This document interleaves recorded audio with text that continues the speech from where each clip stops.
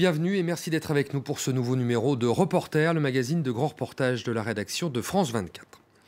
Aujourd'hui, nous vous emmenons au cœur de l'opération Barkhane, une opération de lutte contre le terrorisme en Afrique menée par l'armée française. Lancée il y a un an, elle remplace l'opération Serval et intègre Épervier. 3000 soldats français sont ainsi déployés sur 5 pays du Sahara et du Sahel. Leur objectif est de réduire et neutraliser les groupes armés terroristes qui déstabilisent la région comme le Nord Mali notamment.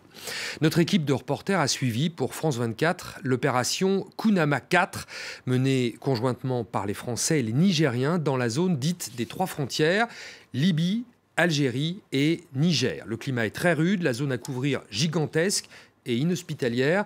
Le travail des soldats s'apparente davantage à une traque ou à un jeu du chat et la souris qu'à une guerre classique. Dans cette opération, la meilleure arme est la patience. Voici le reportage signé Julie Dungeloff et Luke Brown pour France 24.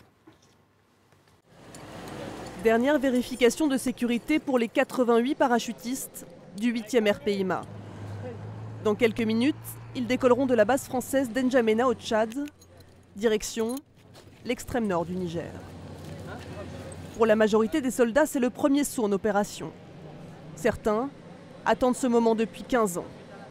L'instant est solennel.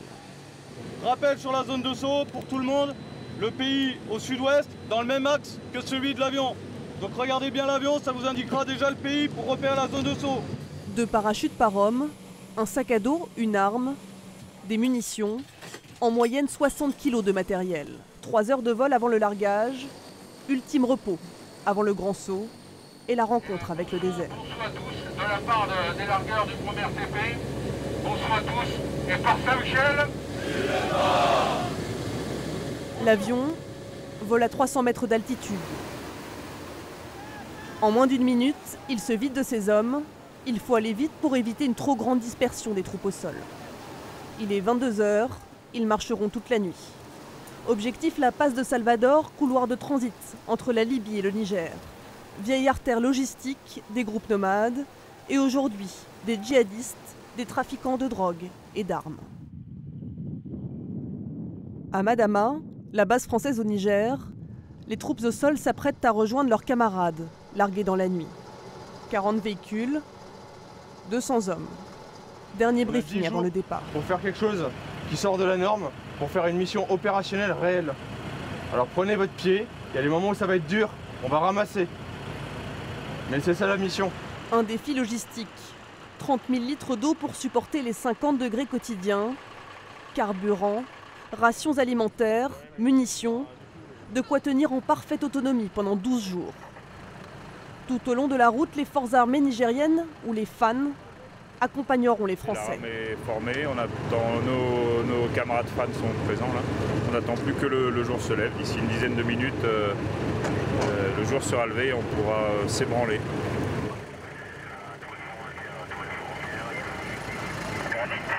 Embarquez! 3 jours de piste pour rejoindre la zone des 3 frontières. 3 jours au rythme des crevaisons, des ensablements et d'une épuisante chaleur.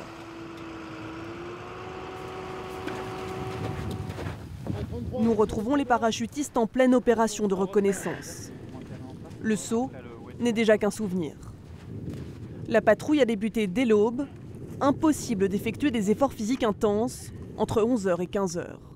Mission, reconnaître les pistes utilisées par les groupes armés terroristes, les GAT, en langage militaire. Ces coordonnées sont ma position GPS actuelle, d'où je fais une photo sur la vallée côté frontière algérienne, face au nord, nord-est, reçu par les.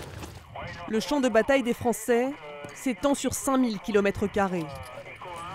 Le capitaine Guéric a 90 hommes sous son commandement, séparés en 3 groupes, chacun espacé de 15 km. Leur rôle, surveiller pour détecter les mouvements adverses. Actuellement, là, nous allons déplacer le poste de commandement de mon unité pour se rapprocher au plus près d'une section dont nous avons uniquement la liaison en téléphone satellitaire, mais c'est pas convenable car le délai de réaction est légèrement plus important. En cas d'attaque, le moindre délai pourrait mettre en danger ces hommes. En distance, je pars sur 400 à 500 mètres. Les parachutistes ont repéré un nouveau col d'où ils espèrent détecter tout transit depuis la frontière algérienne. Au lieu d'aller en véhicule de l'autre côté, faire 1h30 de route, 2 heures de route, secouer les gens, abîmer le matériel, et ben on va monter sur le mouvement de terrain là-haut, en espérant avoir des vues pour s'assurer si ça passe ou si ça passe pas en véhicule. Face à l'immensité du désert, à ces reliefs accidentés, la marche est souvent le seul moyen d'atteindre ces points d'observation. L'ascension est éprouvante, la chaleur écrasante. Les parachutistes restent postés plus d'1 heure à cet endroit. Ils observent le moindre mouvement, le moindre signe de vie. Au-delà de la montagne, là, à 3 km, c'est la frontière algérienne. Nous, ce qui nous intéresse, c'est l'observation dans ce V en direction des 2 mouvements de terrain en forme de pyramide. Traquer les groupes armés terroristes s'apparente davantage à une chasse qu'à une guerre. L'ennemi est invisible et peut pourtant surgir à tout moment. Rien de concluant. Mais bon, faut toujours s'en assurer. Hein. S'il n'y a personne, c'est que la mission est remplie. Leur présence remarquée depuis novembre dernier aura peut-être permis de décourager quelques trafics. Retour au PC tactique, c'est de là que tout est piloté. On y retrouve le colonel Tassel qui dirige l'ensemble des opérations. Donc l'objectif pour nous, c'est de pouvoir observer au plus loin et sur le maximum d'endroits, de manière à pouvoir intervenir avec nos moyens, soit de les faire tomber dans la nasse, soit de les chasser ensuite après. On est un peu comme des chasseurs à l'affût, là on attend que quelqu'un passe pour pouvoir lui fondre dessus. Le lendemain, les opérations reprennent. Français et Nigériens préparent leur patrouille conjointe. Les Nigériens ont la connaissance du terrain, les Français, la logistique et la puissance de feu. Au bout de quelques kilomètres, première halte. Les pisteurs nigériens ont décelé quelque chose. Il y a un peu de nourriture, il y a des restes de vêtements et puis des emballages sur lesquels était empaqueté de la drogue. Et ce sont des restes laissés par des éléments terroristes qui ont séjourné ici. Voilà, donc ce qui montre bien que dans cette zone, ça transite pas mal. Un peu partout dans le désert, les groupes armés terroristes utilisent des caches pour se ravitailler en carburant, en vivres, en munitions. Le moindre indice compte. Un peu plus loin, des traces de véhicules. C'est frais ça? Des traces là, de 4x4, donc on les estime aussi à peu près une semaine, à peu près 4x4. En un coup d'œil, le capitaine Mohamed est capable de déterminer le type de véhicule, sa direction et la date du passage. Ces hommes du désert lisent le terrain comme aucun occidental.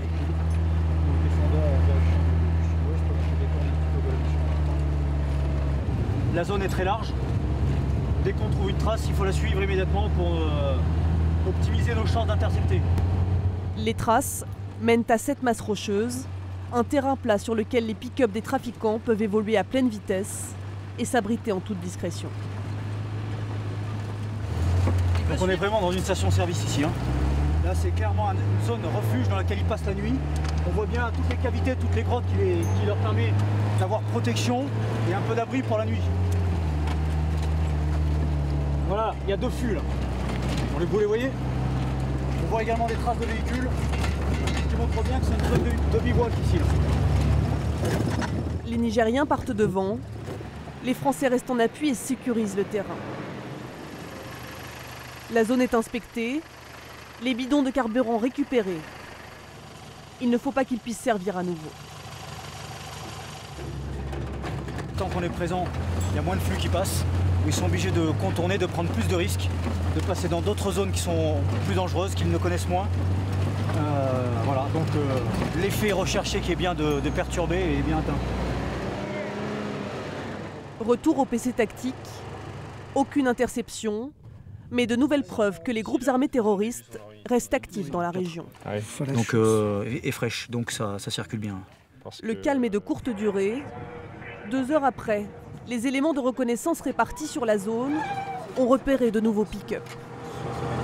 La nouvelle situation, un convoi, 3 pick-up a été décelé 3 km nord-ouest, kilo 14. Donc une nouvelle mission pour nous, intercepter ce convoi.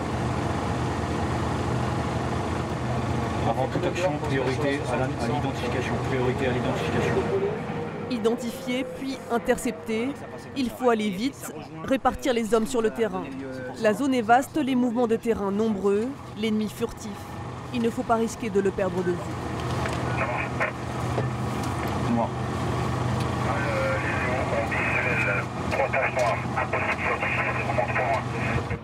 Le capitaine Mohamed suit les opérations de près. En cas d'interception, ce sont les Nigériens qui procéderont aux interpellations. Les Français mettront leurs forces de frappe à leur disposition. C'est ce que prévoit l'accord de coopération entre les deux pays. C'est là où on a perdu le visuel. Les autres n'ont pas décelé des Non, non. Le sac, on va le laisser pour la marque.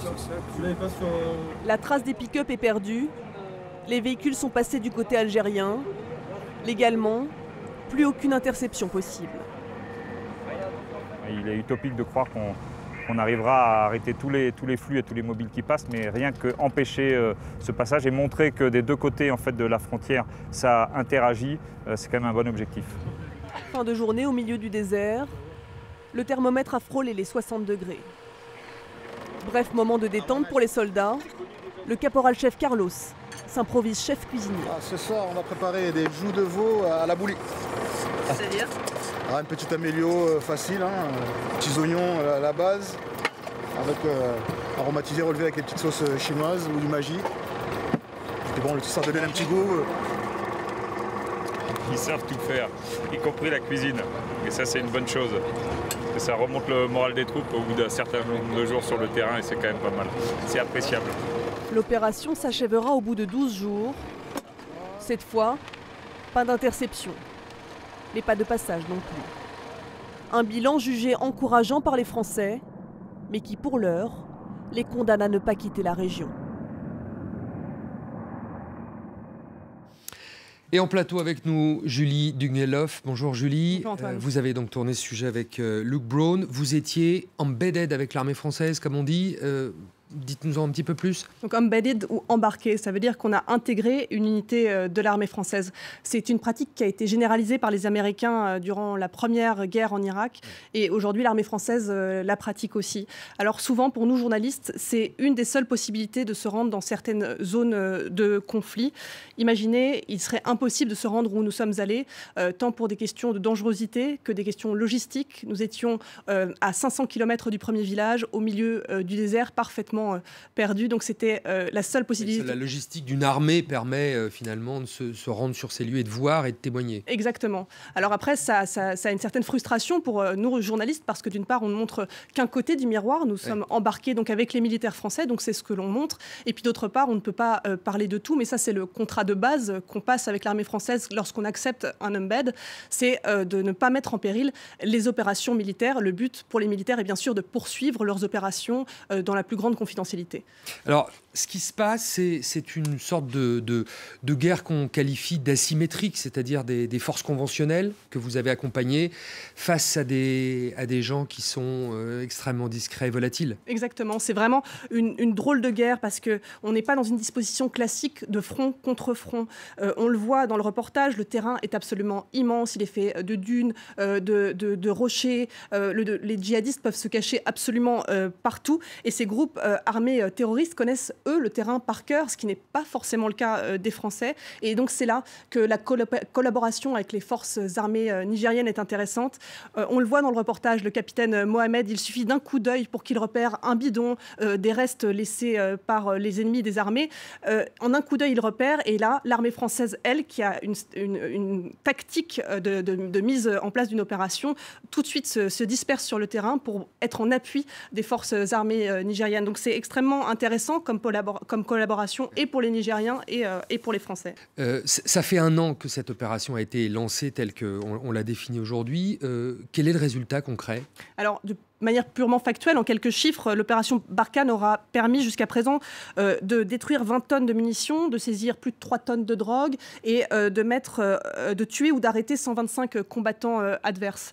Et puis l'impression que ça nous a donné sur le terrain, c'est que la présence franco-nigérienne permettait d'entraver les trafics. Le fait qu'il y ait cette présence franco-nigérienne pousse les terroristes à emprunter d'autres chemins que ceux qu'ils avaient l'habitude d'emprunter. Donc les trafics sont plus longs, ça leur complique la tâche, mais ça complique également la tâche des armées françaises et nigériennes parce qu'eux doivent sans cesse s'ajuster. Et ce terrain, vous l'avez vu encore une fois, est extrêmement complexe.